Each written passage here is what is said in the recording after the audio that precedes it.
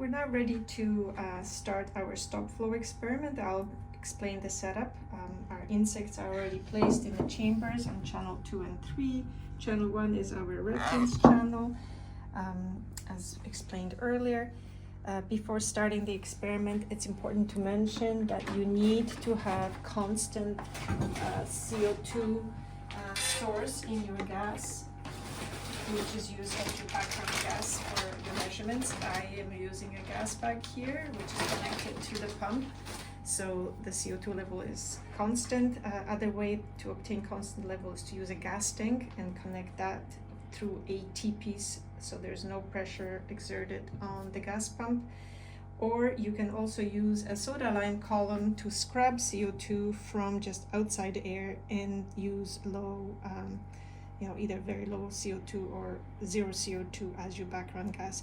That may be important if you're dealing with fairly active samples. It increases your range basically from 0 to 2000 rather than background levels of 400 or so ppm to 2000.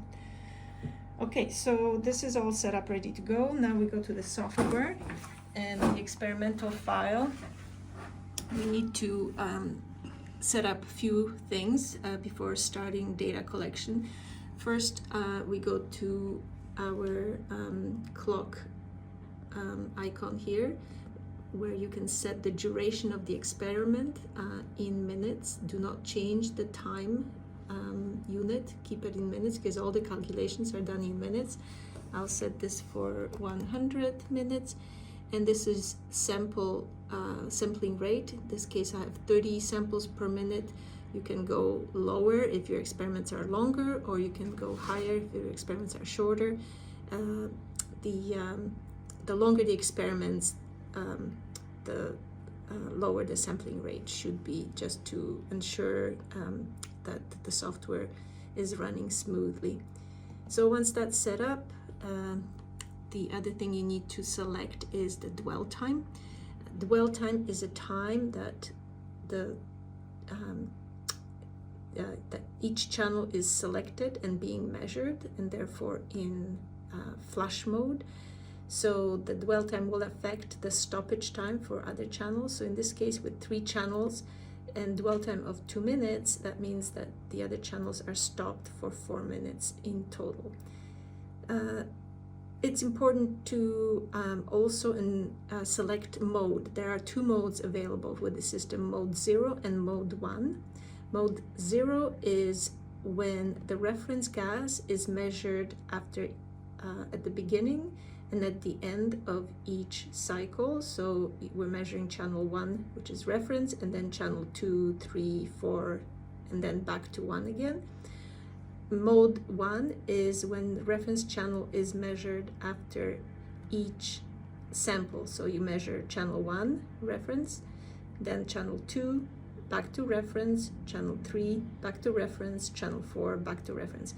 Mode 1 takes longer to complete your experiment, but if you're dealing with reference gas, which is maybe not very stable, or you have a drift for whatever reason, then using a mode 1 when you need to check your reference more frequently may be a good idea. In this case, I'm going to use mode 0.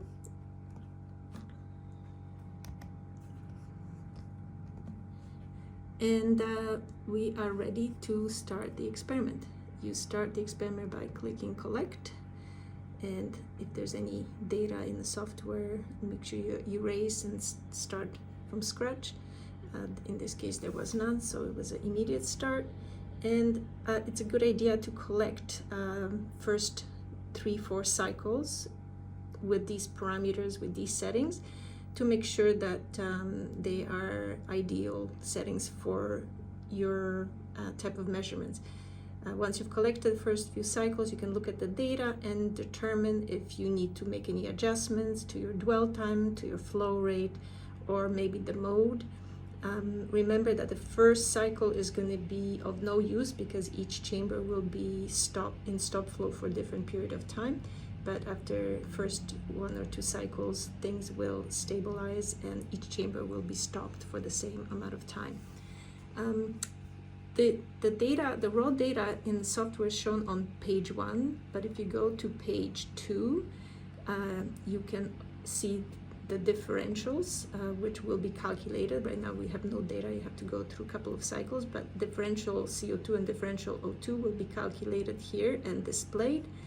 And then page 3 is the summary where all the calculations are done of VO2, VCO2, and RQ, and are displayed in graphs. We're going to run this for a couple of cycles, and then we'll look at the data and determine if we need to make any changes.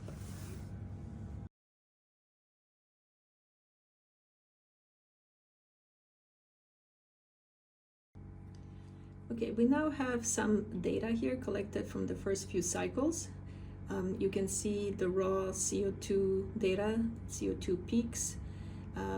You can see the oxygen dips, the flow rate, which is not exactly the same in each channel, but that doesn't matter. The flow rate that is recorded is used in all the calculations.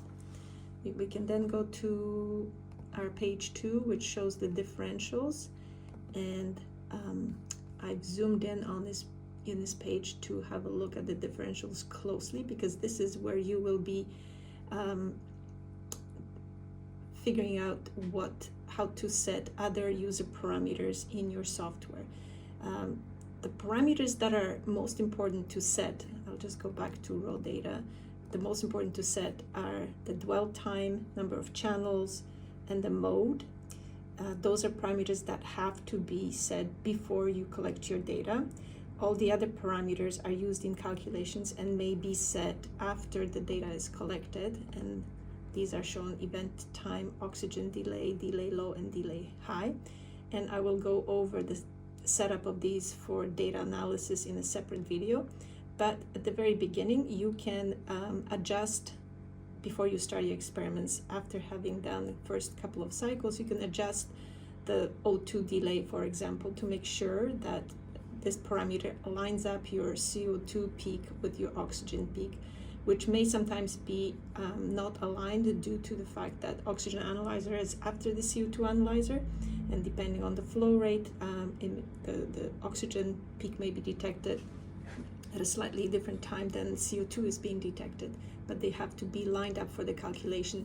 The adjustment of O2 delay, I'll just demonstrate here, will basically bring these peaks in line. Right now I just shifted the oxygen peak by 3 points, and I'm moving it back again to be lined up at 0, O2 delay 0. So you can line these up at the beginning of the experiment. The delay low and delay high parameters, we'll set them up a little bit more carefully after data is collected, but what these are basically is the delay, the marks in the software when the CO2 and oxygen peaks start and finish for the integration of those peaks and determination of the volume of CO2 that's produced and the volume of oxygen that's consumed. And we're going to go through that a little bit later. Page 3 is the summary, and this is where the CO2, VO2, and RQ data are plotted. So looking back at our differentials, we have good differentials of under 500 ppms of CO2 and oxygen. They're nice and clean. So the initial parameters that we have selected here of dwell time 2 minutes with the flow rate of 142 mils per minute or so, 150 mils, is good for this experiment, and we can go ahead and start the experiment with longer duration for the period of time that is required.